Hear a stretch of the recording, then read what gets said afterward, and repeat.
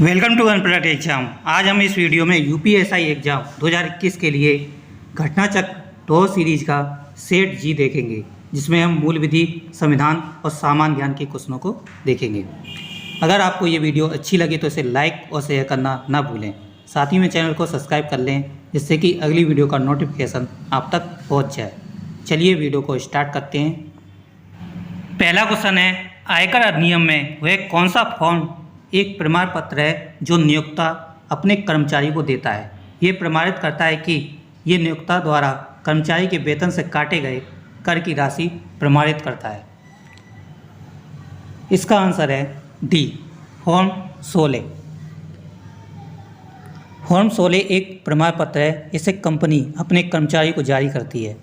ये कर्मचारी के वेतन से काटे गए टीडीएस को प्रमाणित करता है। ये आयकर रिटर्न दाखिल करने में भी मदद करता है और इसका प्रयोग आय के सबूत की तरह होता है।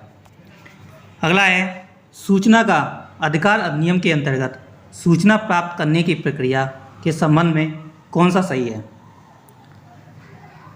इसका आंसर है सी। यहाँ आपके दोनों ही सही हैं। सूचना प्राप्त करने के लिए आवेदन का कोई निर्धारित प्रारूप नहीं है और आवेदन सादे कागज पर किया जा सकता है और सूचना के पीछे क्या कारण है सूचना प्रार्थी को ये बताने की आवश्यकता नहीं है। अगला है, एक हैकर जिसके इरादे आपराधिक या दुर्भावनापूर्ण नहीं है उसे क्या कहा जाता है। इसका आंसर है बी, व्हाइट हैट। अगला क्वेश्चन है, जनहित याचिका के संबंध में निम्नलिखित में से कौन सा सही है। इसका आंसर है सी। यहाँ आपके दोनों ही सही हैं। पहला, जनहित याचिका केवल उच्च न्यायालय और उच्चतम न्यायालय में दायर किया जा सकता है। दूसरा है, एक पोस्ट कार्ड को जनहित याचिका माना जा सकता है। अगला है, निम्नलिखित में से कौन सा विधि विरुद्ध जमाव का आवश्यक तत्व नहीं है। इसका आंसर है डी, सामान्य आशय। भारतीय दंड संहिता की धारा 141 विधि विरुद्ध जमाव को परिभाषित करती है। अगला क्वेश्चन है, किस बाद में निजता का अधिकार को मौलिक अधिकार घोषित किया गया है। इसका आंसर है डी, के.एस. पुत्तस्वामी बनाम भारत संघ। अगला क्वेश्चन है, इस यातायात प्रतीक का क्या अर्थ है।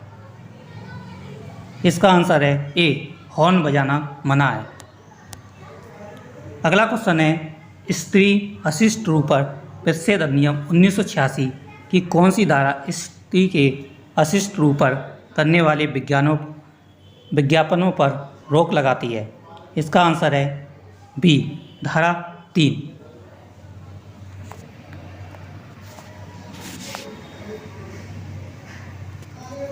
अगला क्वेश्चन है, राष्ट्र सुरक्षा अधिनियम 1980 की किस धारा के अंतर्गत निरुद्ध किया जा सकता है। इसका आंसर है ए, धारा 3 के अंतर्गत। अगला क्वेश्चन है, नाम एवं निवास बताने से इनकार करने पर गिरफ्तारी दंड प्रक्रिया संहिता के किस धारा में की जाती है। इसका आंसर है सी, धारा 42।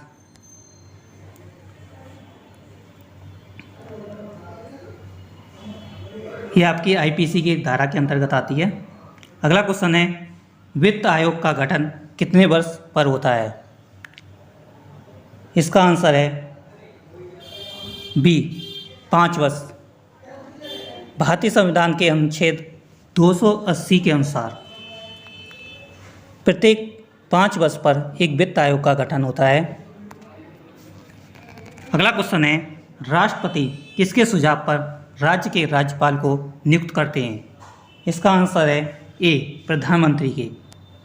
अगला क्वेश्चन है, संसद का गठन किस अनुच्छेद में प्रावधानित है। इसका आंसर है डी, अनुच्छेद 79 के।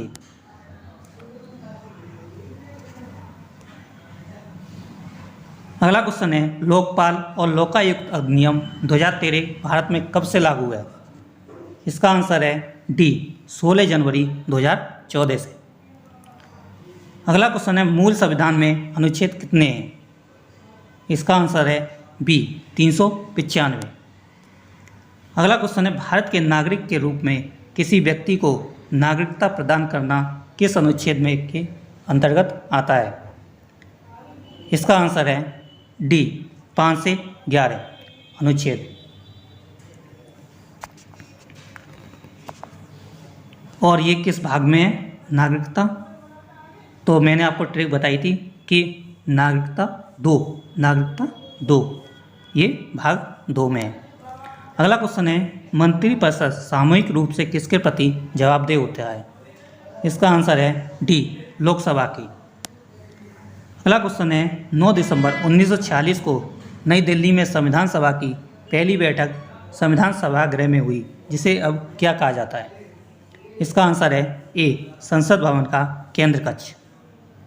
अगला क्वेश्चन है, भारतीय संविधान के किस अनुच्छेद में पोषण और जीवन स्तर को बढ़ाने के लिए सार्वजनिक स्वास्थ्य में सुधार के लिए राज्य के कर्तव्य के बारे में प्रावधान है? इसका आंसर है बी अनुच्छेद 47 में। अगला क्वेश्चन है, सूची 1 और सूची 2 को सम्मिलित करना है। सूची 1 में विदेश यात्री और सूची 2 में भारतीय शासक। मेगास्थनीज ये चंद्रगुप्त मौर्य के शासनकाल में आए थे।